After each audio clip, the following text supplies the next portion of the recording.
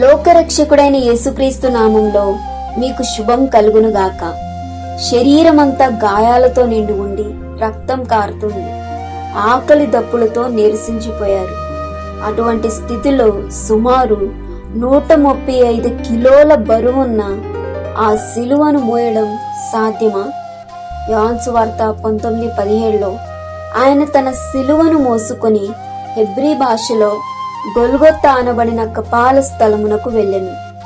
ఆ సిలువ కేవలం 2 చెక్కల బరువు మాత్రమే కాదు, అది లోకమంతటి పాపభారము. గొల్గొతా కొండ ఎక్కే ప్రతి అడుగులో ఆయన పడిన వేదన వర్ణనాతీతం.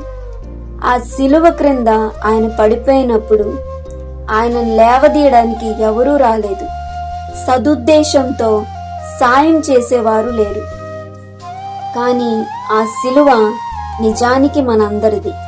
మన పాపాలకు శిక్షగా మనం మోయాల్సిన ఆ మరణ శాసనాన్ని ఆయన తన భుజాల మీద వేసుకున్నారు. మనం నరకపు భారాన్ని మోయకూడదని ఆయన ఆ సిలువ భారాన్ని మోశారు. ఆ సిలువలోనే మనకు విడుదల ఉంది. ఆయన నడిచిన ఆ శ్రమ మార్గంలోనే మనకు పరలోక మార్గం ఉంది. ఆలోచించండి, ఇంకా నీ జీవితంలో ఏ ఏ పాపపు భారాలను మోస్తున్నావు? వ్యసనాలు, గొడవలు, గత కాలపు బాధలు మిమ్మల్ని కృంగదీస్తున్నాయా? గుర్తుంచుకోండి, మీ భారాలన్నిటినీ ఆయన మోశారు.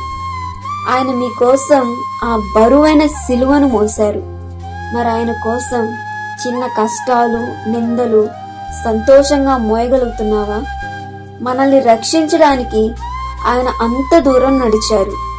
మనం ఆయన వెనుక నడవడానికి సిద్ధంగా ఉండాలి. ఆమేన్.